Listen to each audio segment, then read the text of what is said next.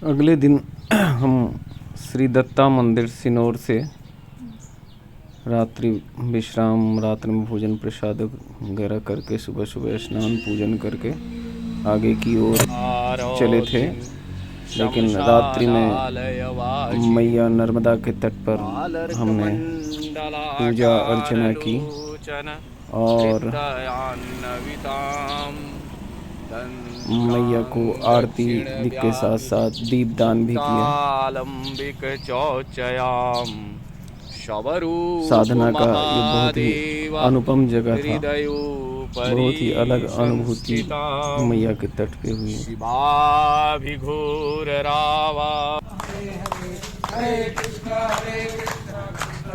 रात्रि में भोजन प्रसाद वहीं श्री दत्त मंदिर में ही हमने पाया था।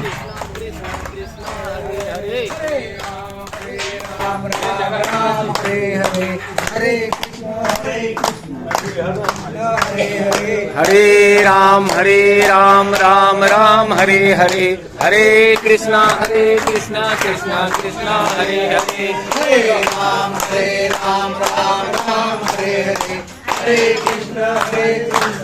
साधु संतों के द्वारा जब भोजन दिया जाता है, इससे पहले यह एक अनिवार्य नियम है कि आप अपना बर्तन जिसमें भोजन करते हैं, थाली वगैरह और पानी के लिए ले जाते हैं, लेकिन थोड़ी देर वहाँ पे भजन करना होता है। फिर हम वहाँ से निकलने से पहले वहाँ पंच तीर्थ हैं, लगभग 5 मंदिर श्री दत्त मंदिर के आसपास हैं, जिनका दर्शन अनिवार्य होता है। तो वहीं अगल बगल ही लगभग 1.5 किलोमीटर के अंदर 5 अलग अलग मंदिर हैं, जहाँ अलग अलग ऋषि मुनियों ने अपनी साधना की थी और साधना के बाद उन्हें सिद्धि प्राप्त हुई थी। तो उन मंदिरों के दर्शन के लिए हम गए थे।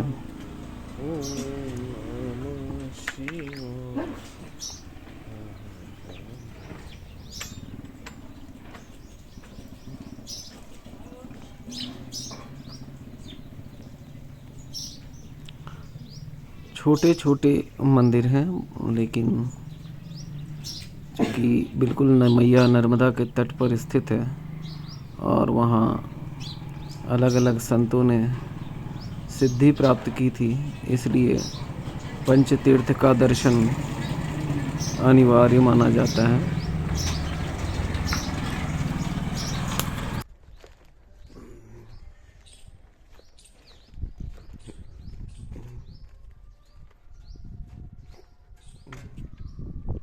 हमारे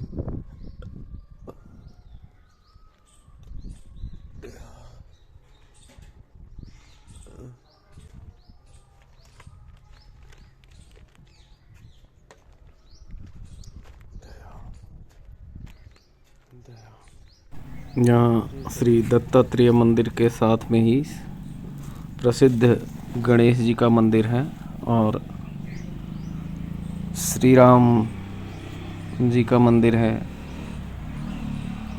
माता जगदम्बा का एक मंदिर है और माँ कालिका का भी एक मंदिर है। इस तरीके से जो बिल्कुल मैया के तट पे मंदिर बने हुए हैं, वहाँ ईश्वर ने अलग अलग तपस्वी को सिद्धि प्रदान की थी, अपने दर्शन दिए थे। इसलिए ये जगह बहुत ही महत्वपूर्ण हो जाता है।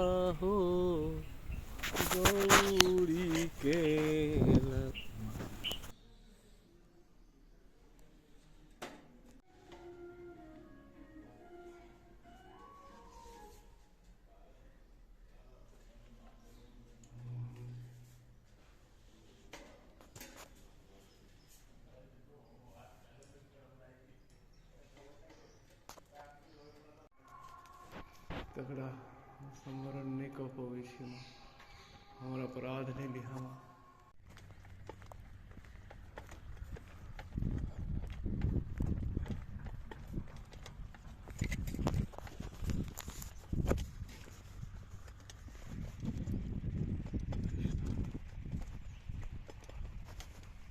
फिर आगे मैया के तट के किनारे से ही हम चलना शुरू किए और उसके बाद कुछ 5-7 किलोमीटर या से ज़्यादा चलने पर वहाँ अनुसुईया मंदिर, माता अनुसुईया की तपोभूमि और अत्रि जो ऋषि थे उनकी ये तपोभूमि है। तो अनुसुईया मंदिर में माँ के दर्शन के लिए गए, जो बिल्कुल मैया के तट पर ही है। पुराणों में अनुसुईया माता के बारे में एक कथा आती है कि एक बार त्रिदेव ब्रह्मा विष्णु महेश, उनकी पत्नी माँ गौरी, महालक्ष्मी और महासरस्वती ये चर्चा कर रही थी कि संसार में सबसे बड़ी प्रसिद्ध सती कौन है। और यह चर्चा चल ही रही थी। वहाँ से उन्होंने देखा कि श्री नारद जी गुजर रहे हैं। नारद जी ने बात सुनी तो उन्होंने कहा, माफ़ करना देवी, मैंने तो सुना है अत्रि ऋषि की पत्नी अनुसुईया ही इस जगत मंडल की सबसे बड़ी सती है। यह सुनकर तीनों देवियां झुंझला उठी और अपने पतियों को उनसे परीक्षा लेने भेजी। तब तीनों देवता एक ब्राह्मण के रूप में वहाँ माता से परीक्षा लेने पहुँचे। और परीक्षा में ब्रह्मा विष्णु महेश जब वहाँ अनुसुईया जी के पास पहुँची तो उन्होंने भूख लगने की कारण बताई और भोजन की मांग रखी। लेकिन भोजन वो ऐसे करेंगे जब बिल्कुल अनुसुईया माता निर्वस्त्र होकर उन्हें भोजन कराएंगी, तभी वो भोजन ग्रहण करेंगे, ऐसी बात रखी। यह सुनकर अनुसुईया माता ने अपने इष्ट को याद किया और कहा कि मैं अगर सही में पतिव्रता धर्म की पालन करती होंगी तो तीनों त्रिदेव जो हैं वो 6 महीने के शिशु हो जाएं। और इस तरह से 6 महीने का शिशु बनाकर तीनों को उन्होंने दुग्धपान से तृप्ति किया। इधर काफ़ी समय बीत जाने पर तीनों देवियां जब अपने पति के लिए चिंतित हुई तो वे अनुसुईया के घर गईं। तो मैया ने उन तीनों बालक को उनके सामने रख दिया और कहा कि आप अपने अपने पति को पहचान कर ले जाओ। लेकिन तीनों देवियां अपने पति को नहीं पहचान सके क्योंकि सभी शिशु के रूप में थे। इस तरह यह साबित हो गया कि नहीं, माता अनुसुईया ही जगत की सबसे बड़ी पतिव्रता हैं। एक दिन आपके नाम से यहाँ से दिखाई पड़ेगा, यहाँ से दिखाई पड़ेगा एक वॉक में दीपक।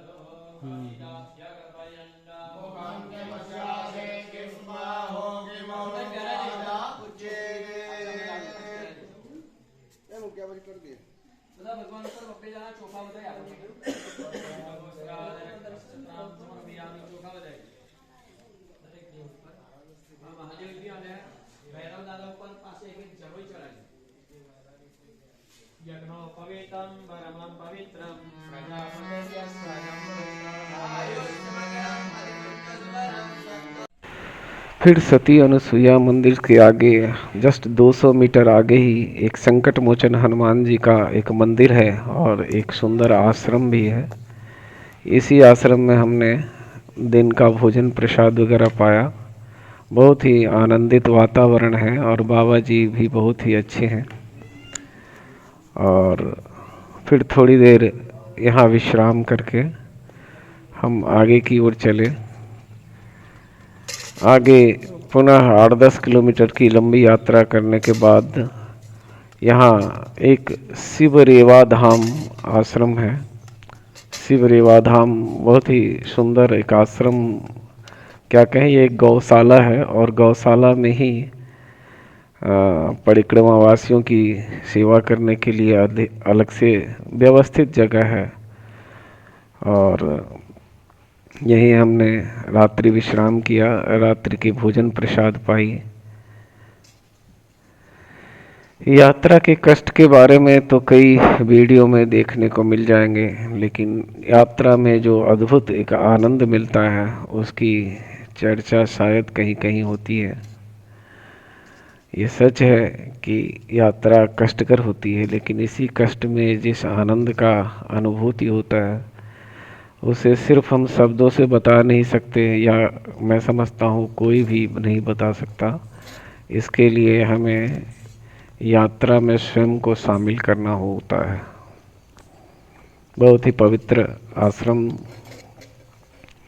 यही हमने वो वहाँ दिख रहा है। रात्रि विश्राम किया, क्योंकि जल्दी से ये मिल भी नहीं रहा था, क्योंकि हम चलते चलते बहुत थक गए थे। लेकिन फिर भी सूर्यास्त होते होते हमें ये आश्रम मिल गया। और वहाँ बाबा जी लोग भी बड़े अच्छे और एक तरह से काफ़ी डिसिप्लिन्ड थे, और हर चीज़ की सही सही व्यवस्था वहाँ मैंने देखी थी। इधर इधर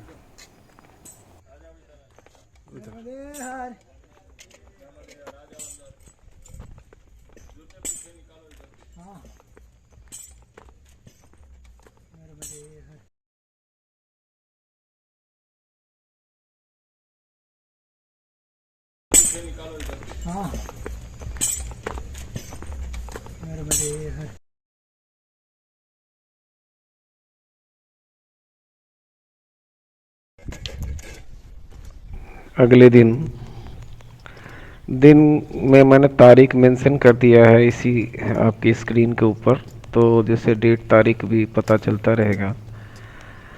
तो अगले दिन हम फिर से वही हमारी सुबह स्नान, पूजन और फिर से चाय वगैरह कुछ लेकर और अपनी यात्रा में शुरू हुआ।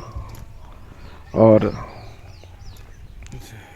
मुलेठा यानी शिवरेवा धाम से आगे लगभग 3-4 किलोमीटर चलने पर सबसे पहले बद्रिका आश्रम और एक गुप्तेश्वर महादेव भी है। तो सबसे पहले गुप्तेश्वर महादेव में भगवान के दर्शन किए। कहा जाता है कि यहाँ शिव हमेशा ही गुप्त रूप में विद्यमान है।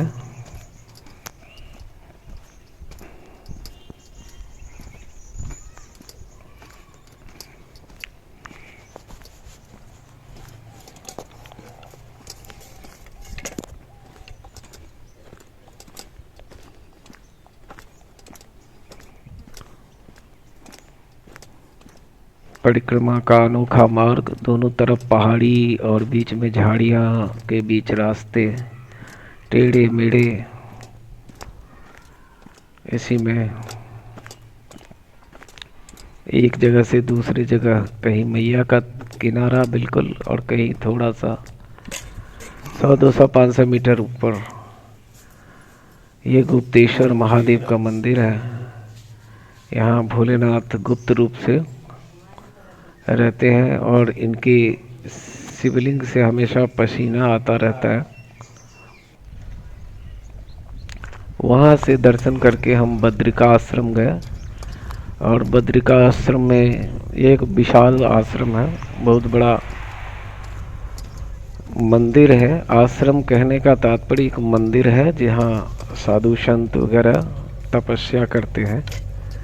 तो इसी में उनके रहने का भी स्थान होता है। और मैया के ठीक तट पर यहाँ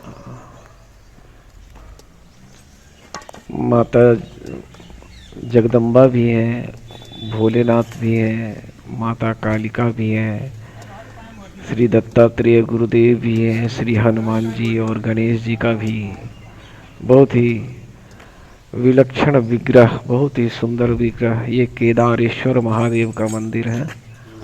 इसमें भगवान के केदारेश्वर स्वरूप का शिवलिंग है।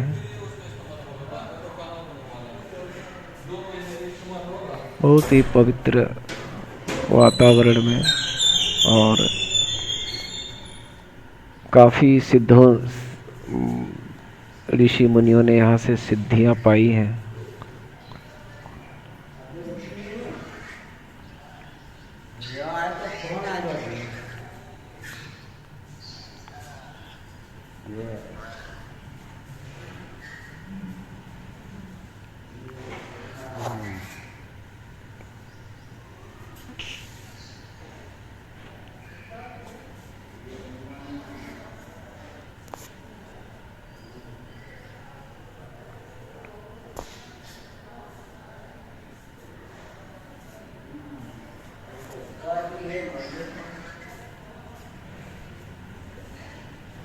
ये मंदिर के तट पर से ही मैया के दर्शन हो रहे हैं। माँ नर्मदा कल कल कर निरंतर बहती चल रही हैं।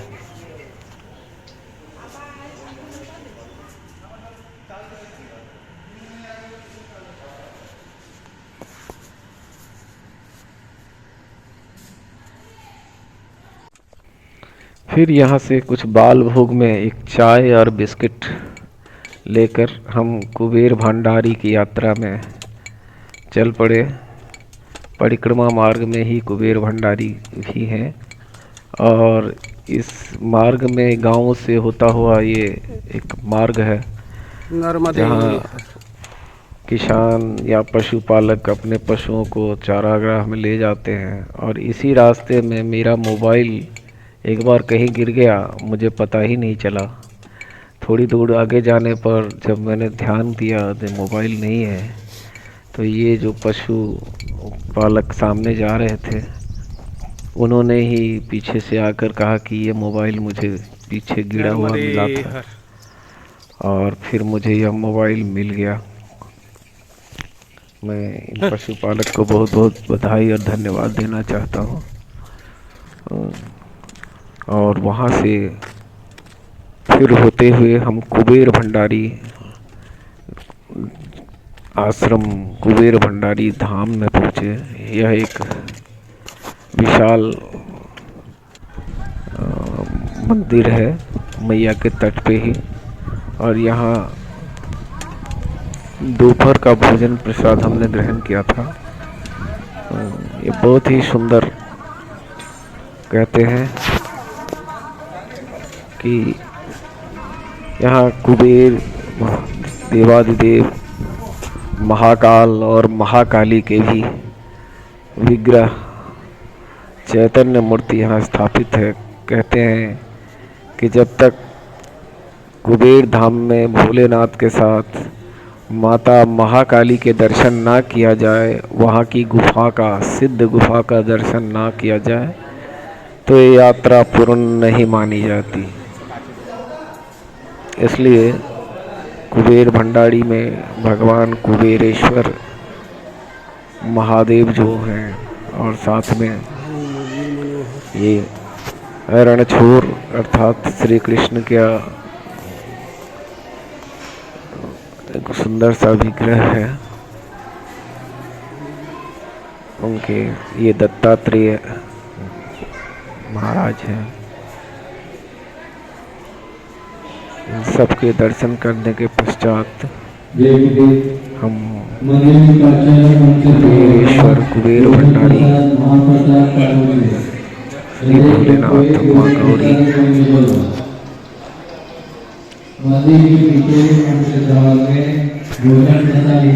दर्शन किए। उनके अलग अलग स्वरूप का वहाँ मंदिर बना हुआ है। साथ में एकादश रुद्र जो बड़े ही सुंदर से एक वृक्ष के नीचे स्थापित किए हुए हैं। इन सब के दर्शन बड़े विलक्षण हैं, यादगार रहेंगे।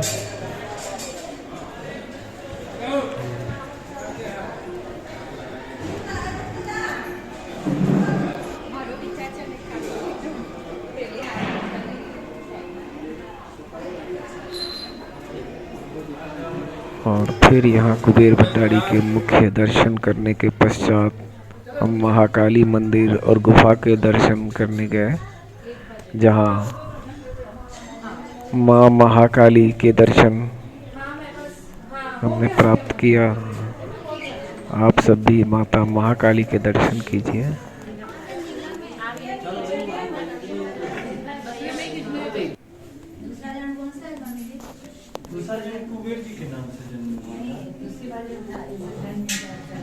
तो जब ये सोने की लंका के पहले राजा, तो वैभव जब बढ़ गया तो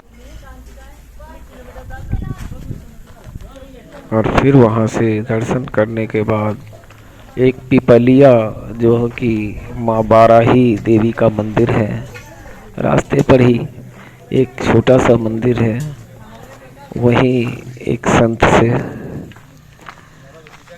जो मामी देवी नर्मदे। परिक्रमावासियों की सेवा दे रहे थे, तो रात्रि में हम लोग वहीं आशीर्वाद दे शरण माँ। लिए मंदिर में ही, और मंदिर में ही रात्रि का भोजन प्रसाद पाया। बहुत ही अच्छा अनुभव रहा यहाँ का।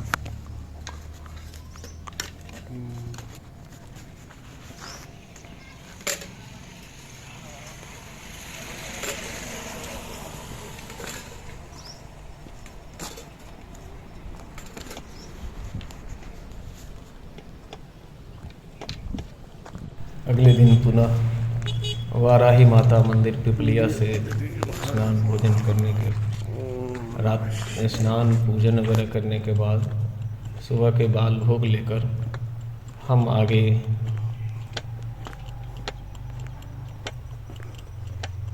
मारुति मंदिर तिलकवाड़ा के लिए निकल पड़े। और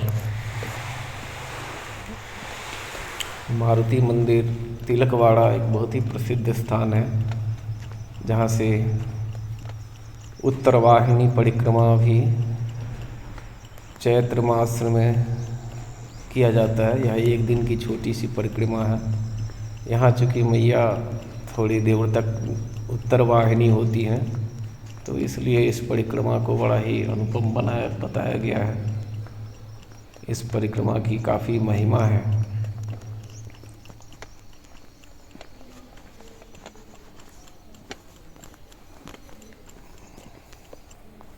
इसी परिक्रमा के में रास्ते में मोड़िया मंदिर पड़ता है। मोड़िया मंदिर में थोड़ी देर तक रुके हुए थे और वहाँ चाय लेकर फिर से हम अपनी यात्रा में आगे चल पड़े।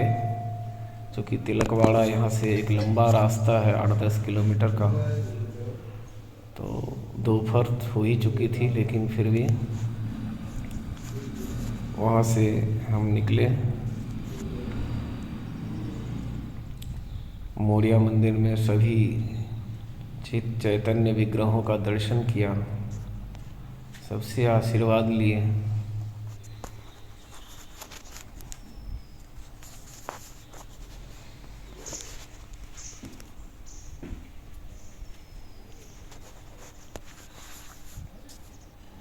और फिर हम तिलकवाड़ा पहुँचे।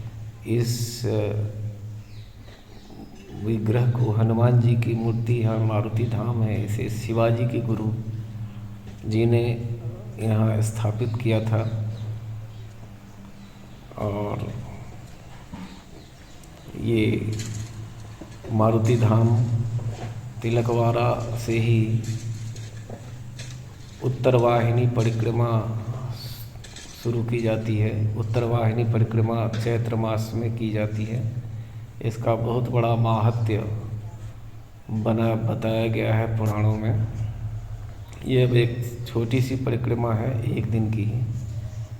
यहीं हमने दिन के भोजन प्रसाद पाए, और चूँकि थकान ज़्यादा थी इसलिए मंदिर में ही थोड़ी देर विश्राम करने लगे।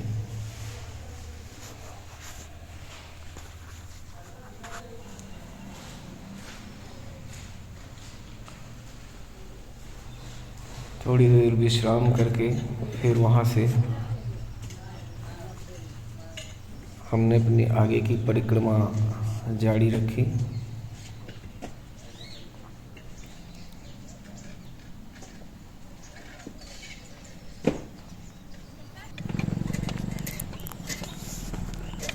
और शाम होते होते हम वासुदेव आश्रम पहुंच गए थे।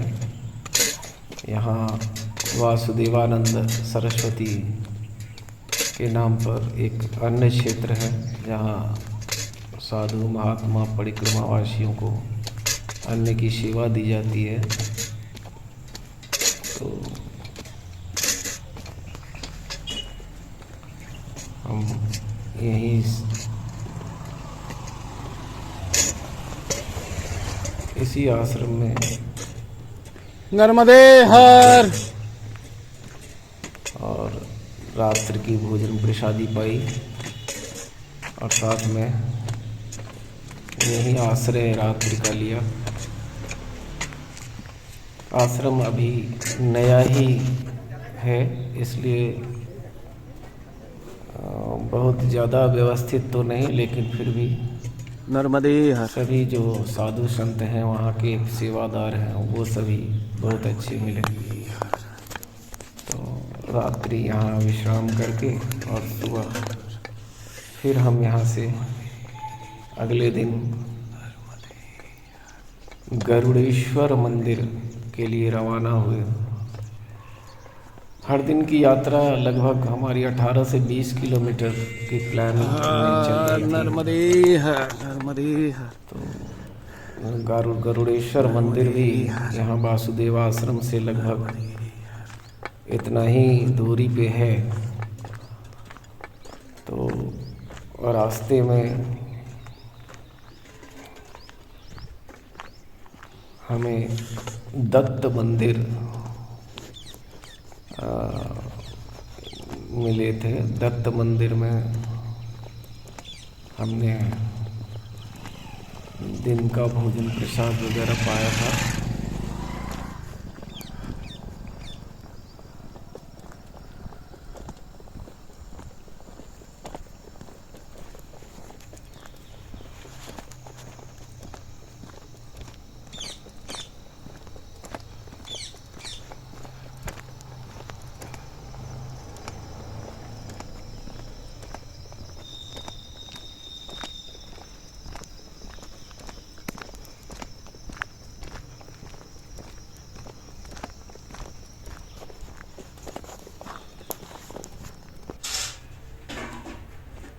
ये कार्तिकेश्वर महादेव मंदिर है गरुड़ेश्वर में।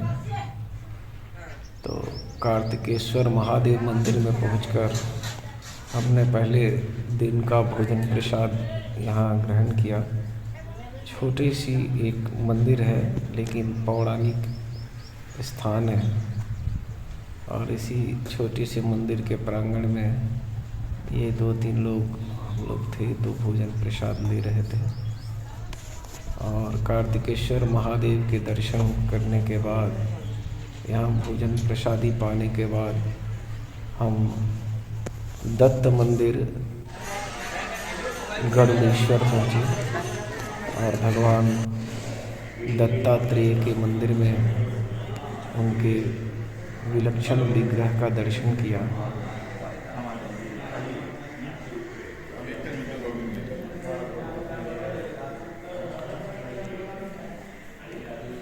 और यहाँ के इनके बाद में वासुदेवानंद सरस्वती एक महान साधक थे, उनकी समाधि पर भी जाकर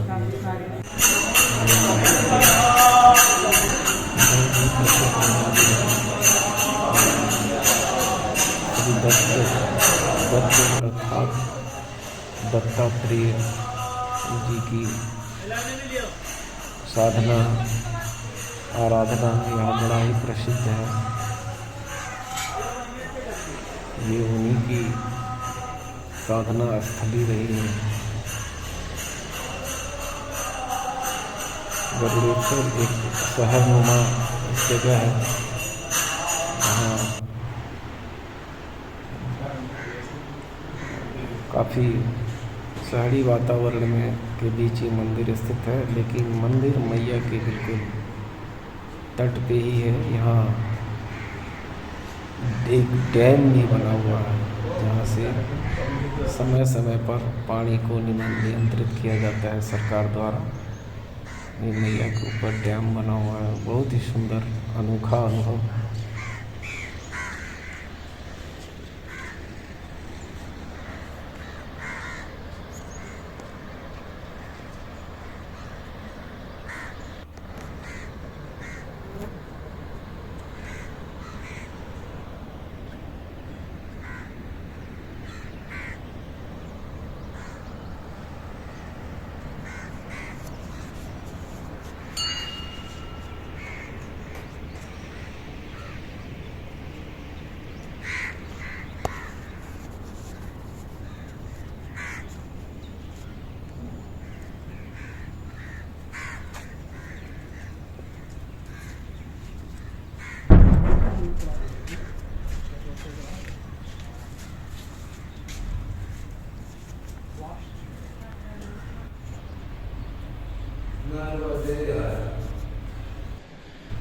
फिर यहाँ के अन्य सभी मंदिरों का दर्शन करते हुए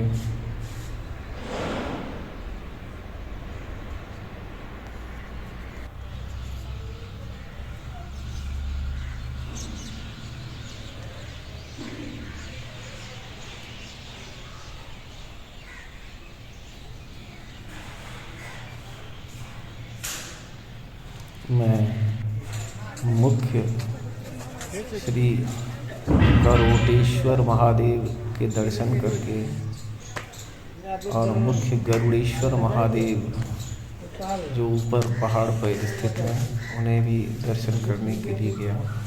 ये गरुड़ेश्वर मंदिर है गरुड़ेश्वर में, और ये है मुख्य जो गरुड़ेश्वर महादेव के मंदिर हैं।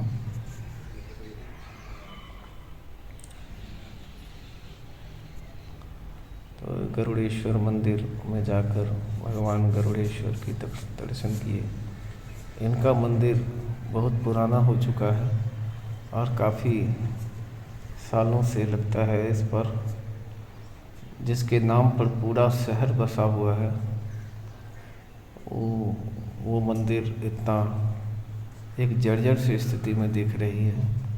और यहाँ भगवान श्री रणछोड़ जी का यानी श्री कृष्ण जी का भी विग्रह है, बहुत ही अनुपम, बहुत ही अनूठा। फिर हम अपनी गरुड़ेश्वर यात्रा में इन सभी मंदिरों का दर्शन करते हुए रात्रि विश्राम गरुड़ेश्वर में ही किया और वहीं भोजन प्रसादी वगैरह पाई। चूँकि ये बहुत ही सिद्ध भूमि है तो यहाँ कम से कम कुछ समय बिताना अच्छा माना गया है साधना की दृष्टि से। इसलिए यूँ तो हम समय से पहुँच गए थे, लेकिन फिर आकर इसी आश्रम में आकर भगवान गरुड़ेश्वर महादेव के अपोजिट में ये आश्रम है, यहीं हमने रात्रि विश्राम किया। और दूसरे दिन सुबह पुनः स्नान पूजन वगैरह करने के बाद गरुड़ेश्वर मंदिर से नानी अम्बे मंदिर, नानी गुजराती में छोटे को कहा जाता है, यानी छोटे अम्बे मंदिर के लिए चल पड़े, जहाँ रास्ते में सबसे पहले एक हनुमान मंदिर है, पंचमुखी हनुमान। पंचमुखी हनुमान जी के मंदिर में हमने हनुमान जी के दर्शन किए और वहीं चूँकि धूप बहुत थी और वहीं हमने दिन का भोजन प्रसाद पाया।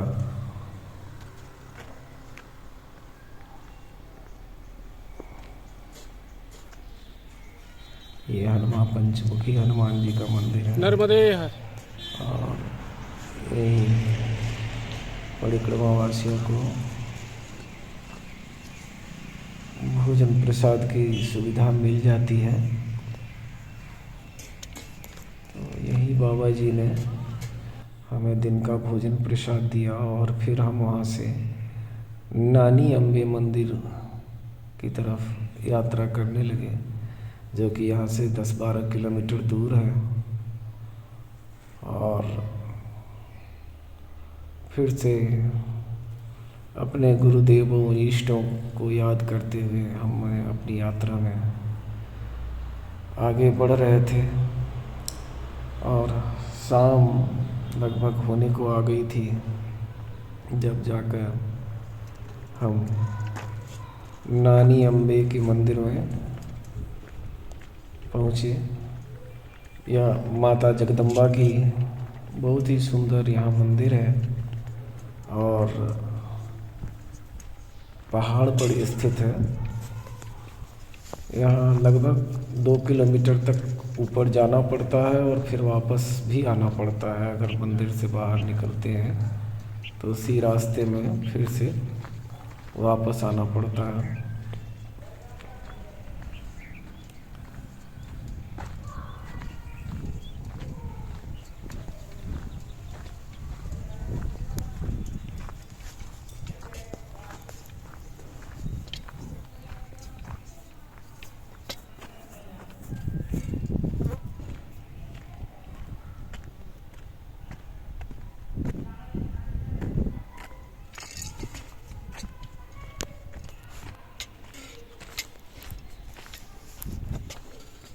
अलग अलग गलियारों, अलग अलग चौबारों, अलग अलग गांव, अलग अलग पहाड़ी, अलग खेत, अलग झरना, अलग मैया का तट, और कई बार कीचड़ से भरे रास्ते, कई बार पथरीली रास्ते, सबसे होते हुए हम यहाँ अम्बे माता मंदिर तक पहुँचे और यहाँ माता का दर्शन प्राप्त किया। और यहाँ हनुमान जी का भी एक सुंदर सा मंदिर है और हनुमान जी का भी हमने दर्शन प्राप्त किया और यहीं रात्रि विश्राम, रात्रि का आश्रय लिया और यहाँ भोजन प्रसादी वगैरह रात्रि का हमने पाया।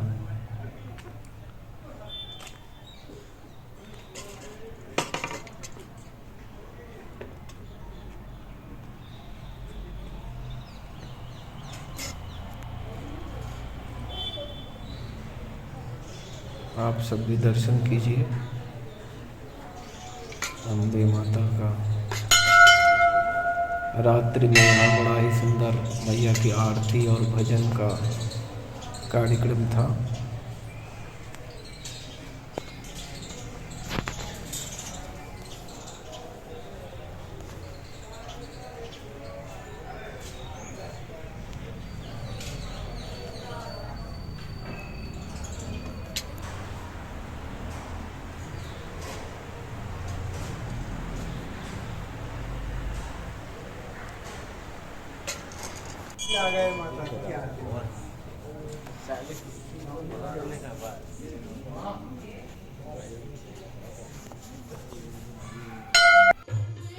अगले दिन सुबह फिर स्नान पूजन वगैरह करके लगभग 8 साढ़े 8 बजे के बाद माता के पुनः दर्शन करके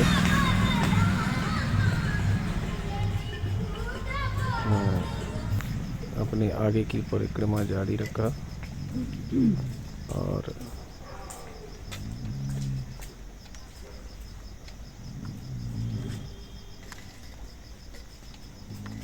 परिक्रमा में चलते चलते मैं एक मेड़ नदी पर पहुंचा, जिसे पार करके आगे की रास्ता गांव से होते हुए है।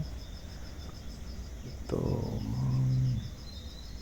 वहाँ उससे पहले चूँकि हमें भूख बड़ी लगी पड़ी थी और बाल भूख भी कुछ नहीं मिला था, तो 3-4 बेड़, जो छोटे छोटे बेड़ थे, वो खाकर मैं अपनी बाल भूख की तृष्णा को ख़त्म किया।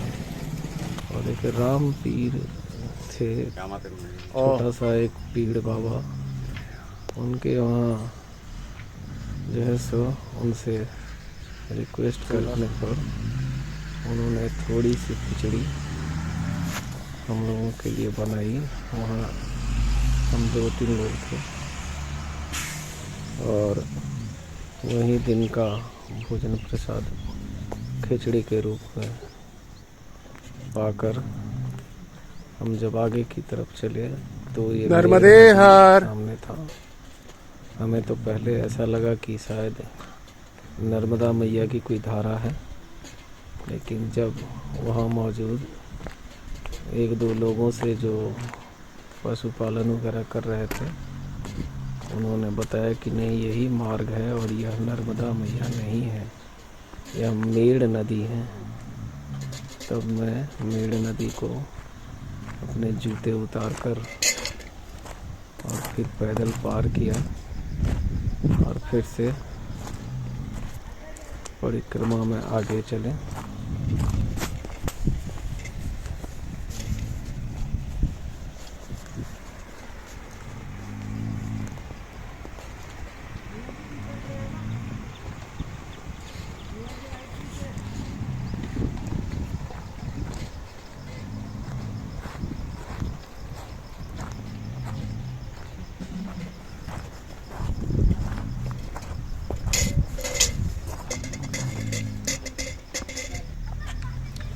फिर पार कर कुछ दूर चलने पर एक नया गांव, छोटा सा आश्रम है।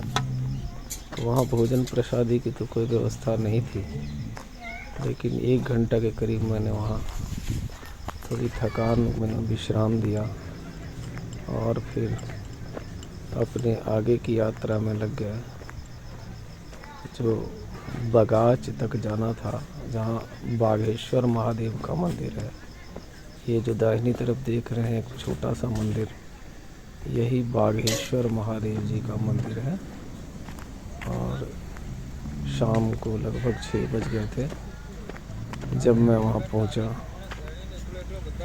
और यहीं बगाच मंदिर में बागेश्वर महादेव के शरण में मंदिर में ही हमने रात्रि विश्राम किया और आज की भोजन प्रसादी यहीं पर पाया। दिन पूरा एक तरह से संघर्ष से भरा था, लेकिन मैया ने कहीं न कहीं से रात्रि की तृष्णा भी बुझा दी। रात्रि को भोजन प्रसाद मिल गया। पीछे आ रही है 1-2।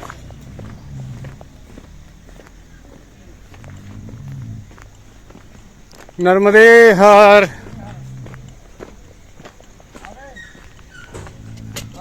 ओहो ये मंदिर है। इसी मंदिर के चबूतरे पर ही मैंने आसन लगाया और रात्रि विश्राम।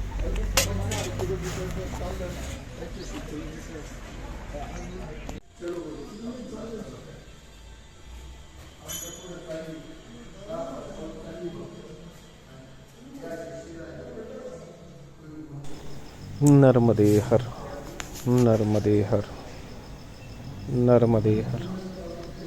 यहाँ भोलेनाथ और माँ के दर्शन से कृतज्ञ हुआ।